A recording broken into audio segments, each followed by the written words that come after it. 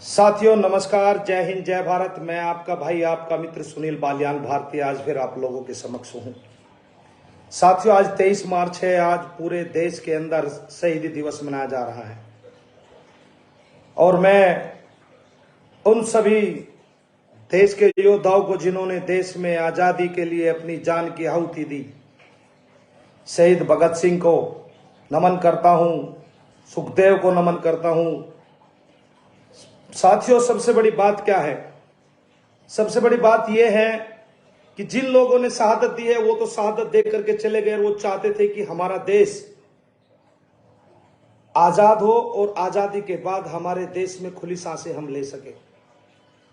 लेकिन साथियों, आज देखिए, सुखदेव, राजगुरु और भगत सिंह, जिन लोगों ने इस देश के लिए बलिदान दिया, उन लोगों के बाद में हमारा कैसा भारत है? अब हमने कैसे भारत का निर्माण किया? देश की आजादी को 75 वर्ष हो चुके हैं, लेकिन आज 75 साल होने के बाद भी सरकार से जो शहीद भगत सिंह को अंतर्राष्ट्रीय आतंकवादी का दर्जा दिया गया था, आज तक वो नहीं हटाया गया। चाहे उसमें कांग्रेस ने राज किया हो, चाहे उसमें भाजपा ने राज किया हो। 75 वर्ष हो चुके हैं। ये मेरे देश का दुर्भाग्य है साथियों। हम नौजवान साथियों को इसकी लड़ाई लड़नी होगी। हम लोगों को आगे बढ़ना होगा और हमें कहना होगा कि शहीद भगत सिंह को जो अंतर्राष्ट्रीय आतंकवादी घोषित किया था, उसको हटा देना चाहिए अब, और सरकार को उस पर बड़ा एक्शन लेना चाहिए। क्योंकि सरकारें अपनी सत्ता को चमकाने में लगी होती हैं और जिन लोगों ने इस देश के लिए बलिदान दिया है, उनको सिर्फ एक दिन के लिए पूजते हैं। मैं उन शहीदों को चरणों में नमन करता हूं, वंदन करता हूं, क्योंकि उन लोगों ने हमें वो आजादी दी है जिसकी आजादी की वजह से आज हम खुले में सांस ले रहे हैं साथियों।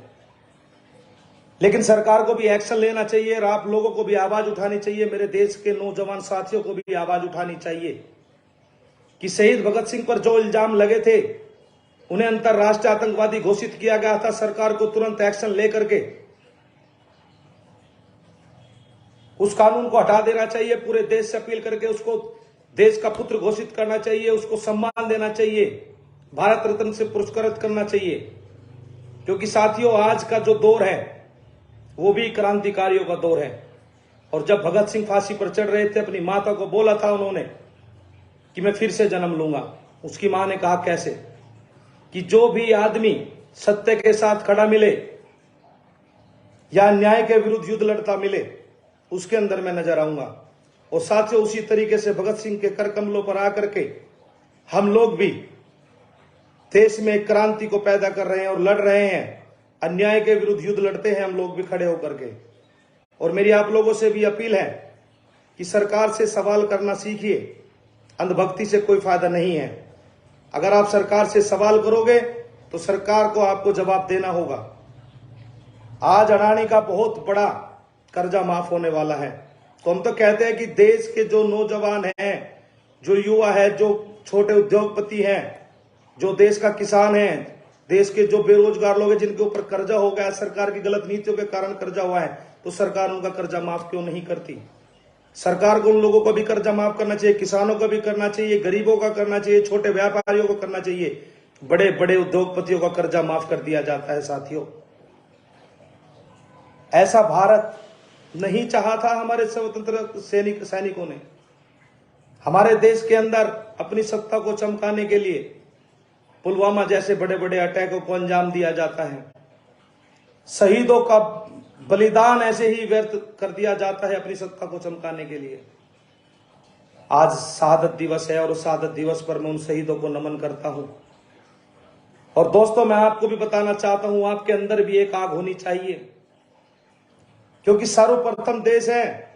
और मैं आपको बता देना चाहता हूं, जहां अपना हित और किसी संगठन का हित हो तो अपना हित छोड़ देना, और जहां संगठन का हित हो, राष्ट्र का हित हो, तो संगठन का हित छोड़ देना, क्योंकि राष्ट्र सर्वोपरि है। तो इसलिए मैं बता देना चाहता हूं, ये देश किसी पार्टी का नहीं है, किसी साधारण व्यक्ति का नहीं है। हम सभी 135 करोड़ इस देश की जनता का देश है। और यहां पर बहुत सारे भगत सिंह आज भी पैदा है। अगर इस देश के अंदर कुछ भी गलत हुआ या किसी के ऊपर अन्याय हुआ, तो हमारे जैसे भगत सिंह पैदा हो करके छाती तान करके गोली खाने का काम करेंगे। और आज हम शपथ लेते हैं शहीदी दिवस पर कि हम किसी भी व्यक्ति के साथ या किसी भी भारत के कोई भी व्यक्ति हो जिसके साथ अन्याय हो रहा है उसके साथ खड़े होकर के लड़ाई लड़ेंगे। और साथियों, भगत सिंह को जिस तरीके से अंतरराष्ट्रीय आतंकवादी घोषित किया गया उसको भी समाप्त करवाने का काम करेंगे। सत्ता भी कान खोल करके सुन ले, 70 साल कांग्रेस ने राज कर लिया और अब भारतीय जनता पार्टी का राज है। अगर इतने बड़े देशभक्त हो तो शहीद भगत सिंह पर लगे हुए इस इल्जाम को दूर करने का काम करें। और साथ ही इस वीडियो को ज्यादा से ज्यादा शेयर करें, क्योंकि हमारे साथी कहते तो है कि हम भगत सिंह हैं, हम भगत सिंह बनना चाहते हैं, हमें भगत सिंह की वजह से, राजगुरु की वजह से, सुखदेव की वजह से, ऐसे लोगों की वजह से हमें आजादी मिली है। लेकिन साथियों, उन लोगों को इंसाफ दिलाने का भी समय आ गया है।